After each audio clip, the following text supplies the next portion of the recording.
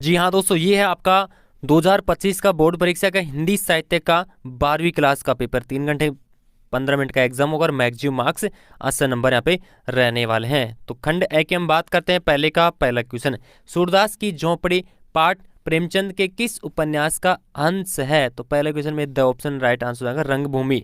Next बात करते हैं 2 नंबर क्वेश्चन, सूरदास की झोंपड़ी में आग लगाने का कार्य किस व्यक्ति ने किया था? 2 नंबर क्वेश्चन में इससे ऑप्शन हो जाएगा बैरो ने।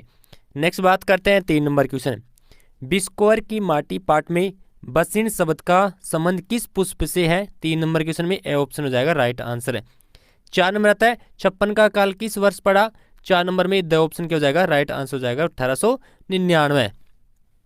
5 नंबर है, राक्षसी बांध किस नदी पर बनाया जा रहा था? 5 नंबर में द ऑप्शन हो जाएगा सरयू।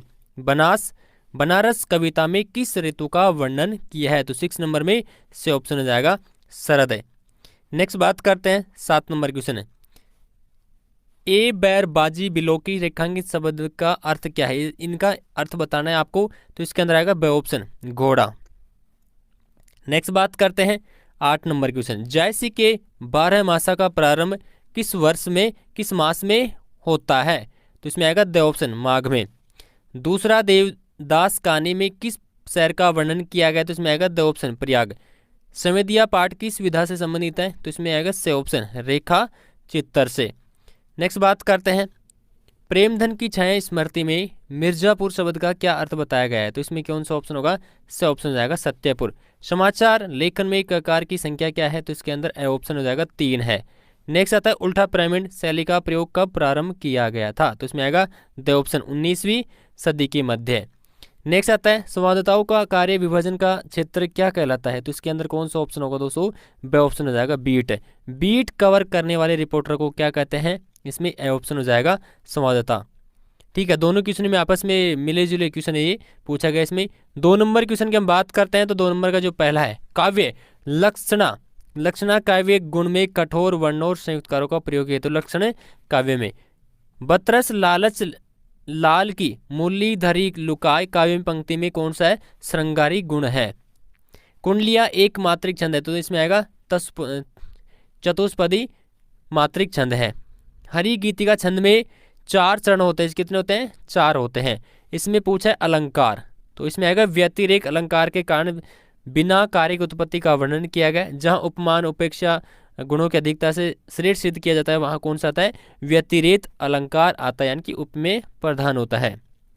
नेक्स्ट आता है 3 नंबर क्वेश्चन, अपठित गद्यांश को पढ़कर जो भी क्वेश्चन यहाँ पे दिए गए सभी क्वेश्चनों के आंसर की आपको बताई जाएगी। तो पहले इस गद्यांश को आप पढ़ लीजिए, उसके बाद में बात करेंगे इसमें परतुष जो गद्यांश का उचित शीर्षक क्या है, निर्गुण और सगुण में क्या अंतर है, स्क्रीन पे आपको दिखाऊंगा। वैष्णव और शाक्तों में समन्वय का कार्य किसने किया है? गोस्वामी तुलसीदास ने अपने उपास्य किसे माना है? और राम दीनबंधु थे कैसे? तुलसीदास ने जन साधारण के लिए भक्ति आंदोलन में क्या किया? तो पहले अब इन क्वेश्चनों के आंसर के बारे में बात कर लेते हैं, फिर बात करेंगे नेक्स्ट क्वेश्चन के बारे में। तीसरे का जो पहला है, इसमें पूछा था उचित शीर्षक, तो गोस्वामी तुलसीदास और भक्ति आंदोलन है।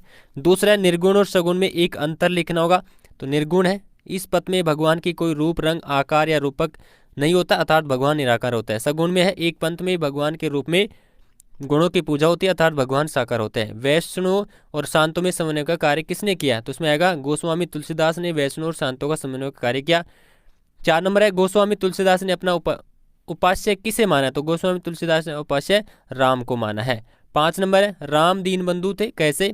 राम दीनबंधु इस प्रकार थे, उन्होंने सबको अपनाया, सबरी के साथ गीध और बनवासी को लोग की रात भी राम के दर्शन से प्राप्त हो जाते थे, अर्थात राम सबके लिए एक मित्र और सहायक थे। नेक्स्ट आता है, तुलसीदास ने जन साधारण के लिए भक्ति आंदोलन में क्या किया? तो तुलसीदास ने भक्ति के आधार पर धर्म को सरल और सुलभ बना दिया, जिससे जन साधारण के लिए धर्म की समझ और पालन आसान हो जाए। अब बात करते हैं नेक्स्ट क्वेश्चन के बारे में। नेक्स्ट आता है दोस्तों पे 4 नंबर क्वेश्चन, अपठित पद्यांश को पढ़कर पूछे गए प्रश्नों के वहाँ पे उत्तर लिखना होगा। तो पहले आप इस पद्यांश को पढ़ लीजिए, फिर इसके बाद हम बात करेंगे उन उत्तरों के बारे में, क्वेश्चनों के बारे में। प्रस्तुत पद्यांश का उचित शीर्षक क्या है? रेखांकित शब्द का अर्थ बताना होगा। और प्रकृति किसे नहीं डरती है? मनुष्य अपना सुख किस प्रकार प्राप्त होता है? प्रकृति किसके सामने हार मानती है? और भुजबल का महत्व क्या है? अब इन क्वेश्चनों के आंसर के बारे में चर्चा करते हैं। 4 का जो फर्स्ट है इसमें पूछा है प्रस्तुत पद्यांश का उचित शीर्षक मनुष्य का संघर्ष और उद्यम होगा। रेखांकित शब्द में अर्थ पूछा था उद्यम, प्रयास और श्रम और मेहनत हो गया। भुजबल भी रेखांकित था, शारीरिक बल और ताकत हो गया। तीसरा आता है प्रकृति किससे नहीं डरती है, प्रकृति भाग्य के बल से नहीं डरती है, वह हमेशा मनुष्य के उद्यम और श्रम और प्रयास के सामने झुकती है। 4 नंबर आता है मनुष्य अपना सुख किस प्रकार प्राप्त करता है, मनुष्य अपना सुख अपने भुजल यानी शारीरिक जो ताकत है और जो मेहनत के द्वारा प्राप्त करता है। प्रकृति किसे सामने हार मानती है, तो प्रकृति मनुष्य के सामने हार मानती है जब वह श्रम और उद्यम से काम करता है यानी कि मेहनत से काम करता है।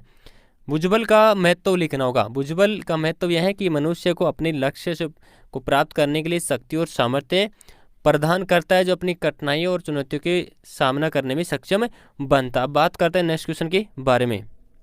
खंड ब की बात करते हैं। यहाँ पे 5 से 15 तक आपको अधिकतम शब्द सीमा 40 शब्द रहेगी। 2-2 नंबर के क्वेश्चन पूछे गए। 5 नंबर है कोटज निबंध मानव के लिए क्या संदेश देता है।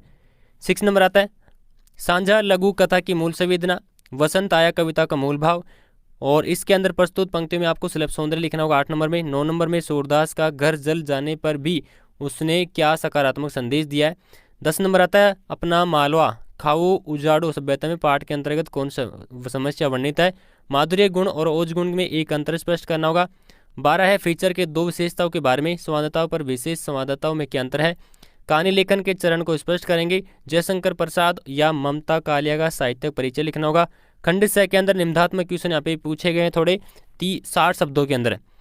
16 नंबर क्वेश्चन आता है 3 नंबर का, यह है दीप अकेला कविता में दीप की विशेषताओं का विस्तृत रूप से समझाना होगा। अथवा में भी दे रखा है कार्नियल का गीत कविता का मूल भाव क्या है। 17 नंबर में आता है दूसरा देवदास कहानी में वर्णित प्रेम की तुलना वर्तमान परिप्रेक्ष्य में कीजिए। अथवा के अंदर भी दे रखा है स्वादिया कहानी के दोनों पात्रों यानी कि हर गोबिन और बड़ी भवरिया का चरित्र चित्रण करना होगा। बिस्कोर की माटी में लेखक ने माँ की ममता का वर्णन किन किन उपमाओं में किया है, वर्णन करना होगा। तो हमें दे रखा है सूरदास की झोंपड़ी पाठ के अनुसार सूरदास का चरित्र चित्रण लिखना होगा। खंड द की बात करते हैं 19 नंबर क्वेश्चन, गद्यांश का प्रसंग से इसमें क्या करना होगा, व्याख्या करना होगा। ये 5 नंबर का क्वेश्चन है। इसमें आपको अथवा देखने के लिए मिल रहा है, दोनों में से एक करेंगे। उसके बाद 20 नंबर में पद्यांश की प्रसंग व्याख्या करेंगे और इसके अंदर अथवा भी यहाँ पे दे रखा है, दोनों में से एक करना होगा। 21 नंबर क्वेश्चन में एक विषय पर आपको निबंध लिखना होगा 400 शब्दों के अंदर। चाहे राजस्थान में लोक जीवन के बारे में लिख सकते हैं, मेरे प्रिय कवि तुलसीदास के बारे में, समाज और नारी सशक्तिकरण के बारे में, पर्यावरण संरक्षण में नागरिक का करते होगा। दोस्तों पेपर कंप्लीट हो चुका है, तो लाइक से सब्सक्राइब जरूर करें। बोर्ड परीक्षाओं के लिए बहुत इंपॉर्टेंट है। धन्यवाद।